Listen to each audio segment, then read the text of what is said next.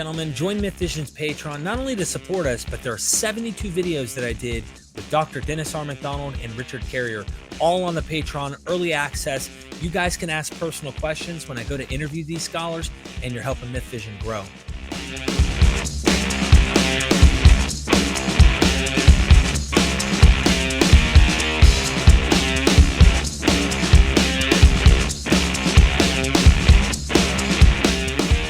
Dr. Dennis R. MacDonald, when I first explored your work, I asked scholars, because I interview them all the time, and I said, what do you think about Dr. Dennis R. MacDonald's work?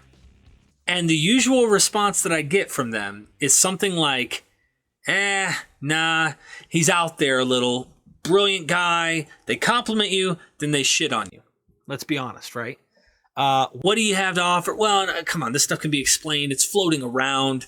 But I always wonder, why don't they see this? And I have to give credit where credit's due. Dr. Richard Carrier and Dr. Robyn Price do see what you're saying. And I wonder if Mythicist, granting them, though you're a historicist, granting them what they deserve, are willing to go and look in the places where no one else is willing to go and look. And the guild has stopped them. So my question is, what are the blinders that are preventing from scholarship seeing the magnificent work that you do? Thank you, Derek. I actually shared that blindness for a long time. And my work began with the Acts of Andrew and parallels to Homer. And I just found them so compelling, and I think they are, even though they get ignored as well, that I just assumed it was a one-off, that it didn't have anything to do with the Gospels. Now, why did I have that reluctance? In the first place, there are such obvious differences between the Homeric epics and the Gospels that jumping from one to another seems to be implausible. Most obviously, I suppose, is that the Homeric epics are intentionally and quite obviously fictional, that it's polytheistic. It comes out of a different culture, probably 7th century BCE, so it's not contemporary to the Gospels. It's in poetry, and your viewers may not know that it's actually a different Greek. Archaic Greek for Homer was very difficult for people in the Greek speakers in the Roman Empire to read.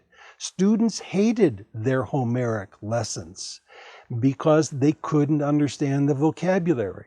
We actually have a 1st century Common Era, this is contemporaneous to the Gospels, author who actually has some connection intermediately with Josephus, who wrote his own lexicon that had the Homeric vocabulary in one column and its equivalent in Koine, and it went for many hundreds of entries, and it was used so students could read Homer.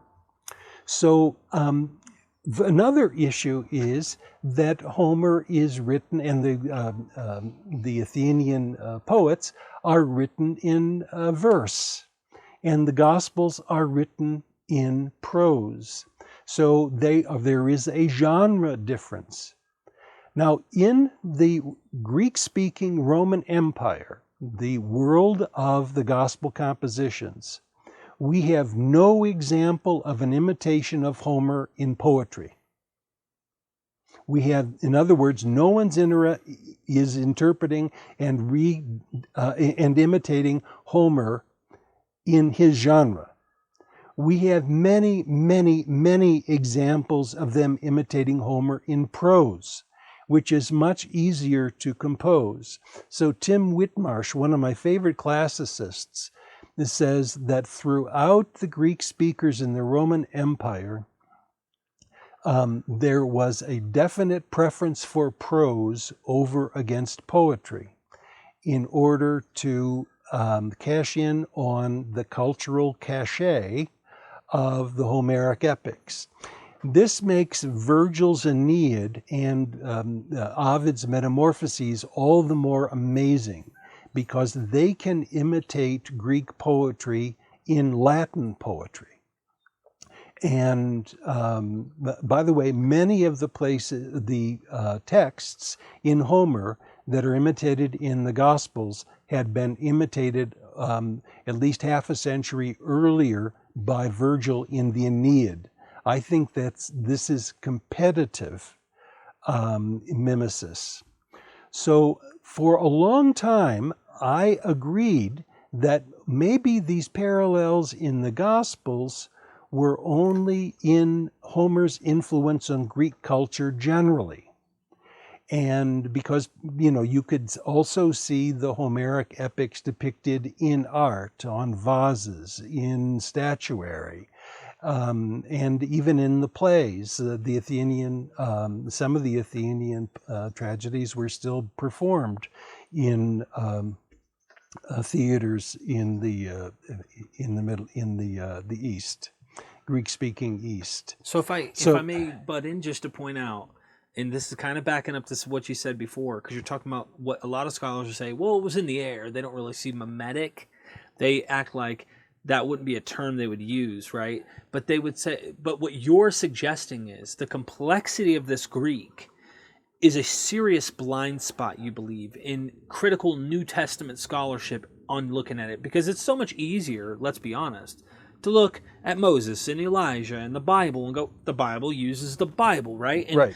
Most scholarship comes out of Christendom. So what has Christendom been teaching? Well, the Old Testament interprets the New. I remember reading something about the King James translators, and here they are saying the Old Testament is the New Testament concealed. This was their phrase. The New Testament was the Old Testament revealed. Their entire vision is, how is the new fulfilling the old? Yep. So they can't even imagine how a polytheistic, archaic Greek text would play any mimetic role. And you're saying there's a blind spot even in this where it's almost like learning two Greeks. That's exactly right, Derek.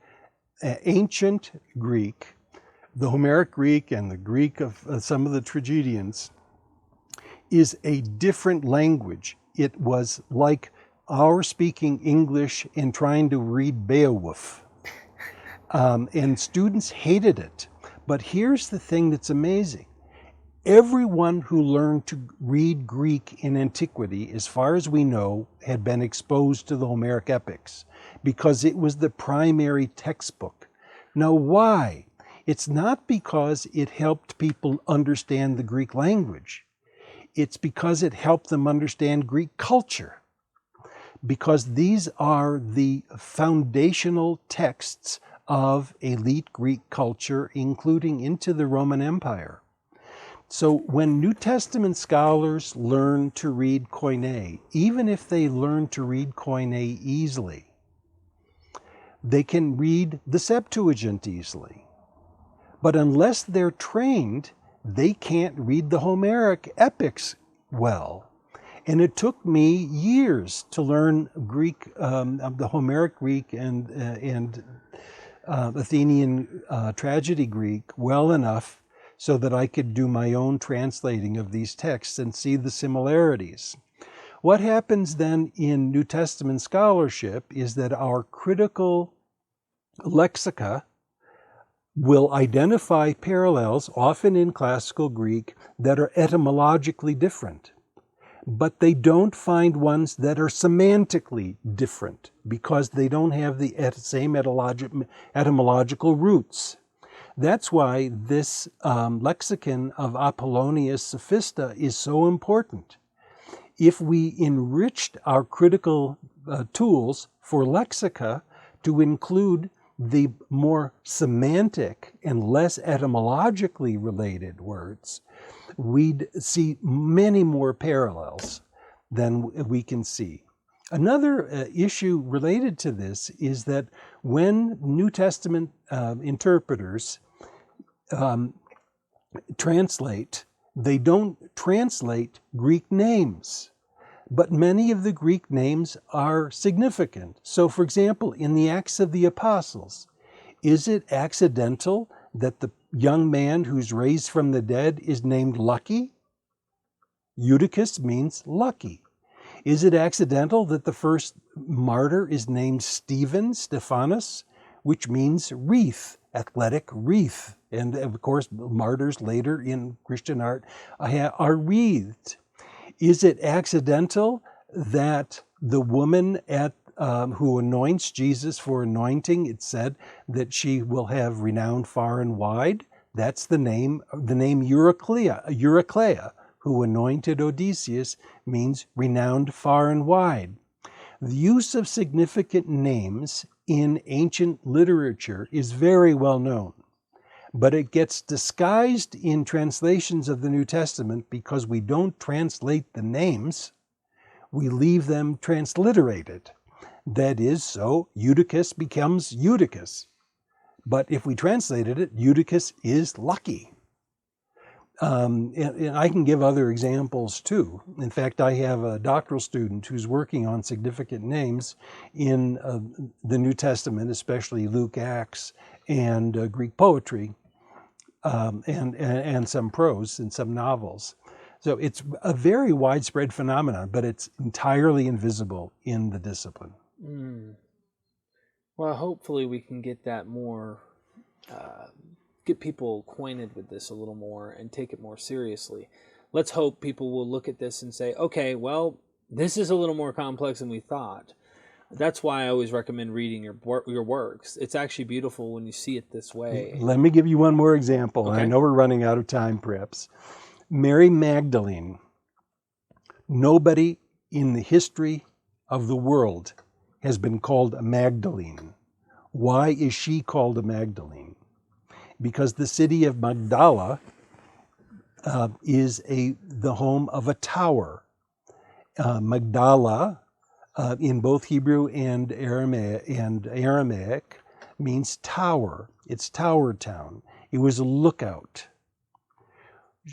She plays the role of Hector's wife Andromache, who watches her husband die from the Tower of Troy.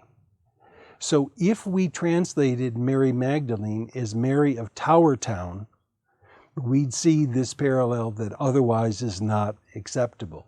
Nobody except Judas's father has ever been called Iscariot.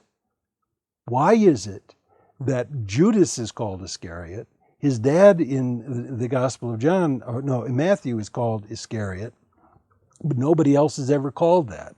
It's because it's a crafted name that's significant. Is comes from the Greek word into, and karyota means to the village. It means the man to the village. The villain of the Odyssey is Melanthius, who first appears in Odyssey 17, going into the city, driving goats so the suitors can slay the goats for the feasting. And there are lots of examples. In fact, maybe we can do a short video on Judas Iscariot.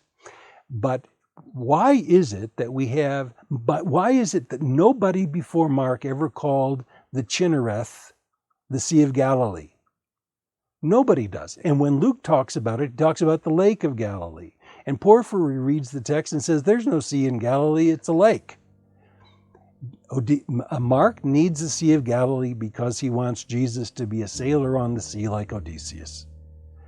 And we have just been tone deaf to the use of these significant markers. I think it's time that scholars start paying attention. I certainly hope so, yeah.